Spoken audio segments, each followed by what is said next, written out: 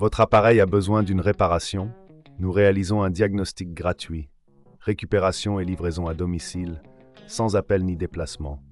Nous vous envoyons le devis avant réparation et nous n'intervenons qu'avec votre accord. Pratique, transparent et professionnel. Lien dans la description. Bienvenue dans ce tutoriel sur le changement de la batterie et des filtres de votre Dyson SV10. Pour commencer, assurez-vous d'avoir les outils nécessaires. Un tournevis cruciforme, un tournevis plat et un chiffon doux pour le nettoyage. Première étape, débranchez l'aspirateur. Avant de commencer, assurez-vous que l'appareil est éteint et débranché. Cela garantit votre sécurité pendant le processus.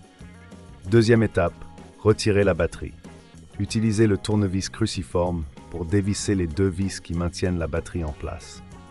Une fois les vis retirées, tirez doucement la batterie vers le bas pour la déconnecter. Si vous rencontrez des difficultés, n'hésitez pas à demander un diagnostic professionnel sans engagement.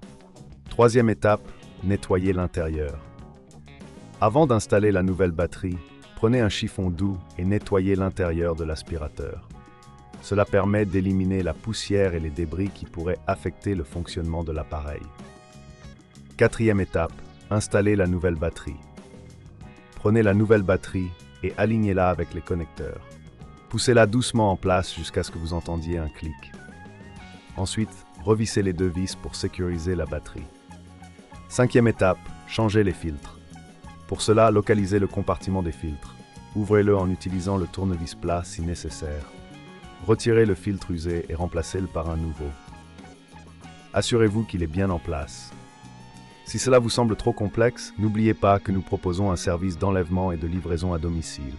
Cela vous permet de ne pas avoir à vous déplacer ni à passer des appels. Dernière étape, testez l'aspirateur.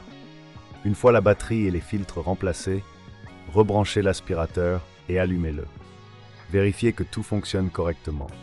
Si vous avez des doutes, demandez un devis avant réparation pour éviter des surprises. Voilà, vous avez maintenant changé la batterie et les filtres de votre Dyson SV10. C'est un processus simple qui peut prolonger la durée de vie de votre appareil et améliorer son efficacité. Merci d'avoir suivi ce tutoriel. Votre appareil a besoin d'une réparation. Nous réalisons un diagnostic gratuit. Récupération et livraison à domicile, sans appel ni déplacement. Nous vous envoyons le devis avant réparation et nous n'intervenons qu'avec votre accord. Pratique, transparent et professionnel, lien dans la description.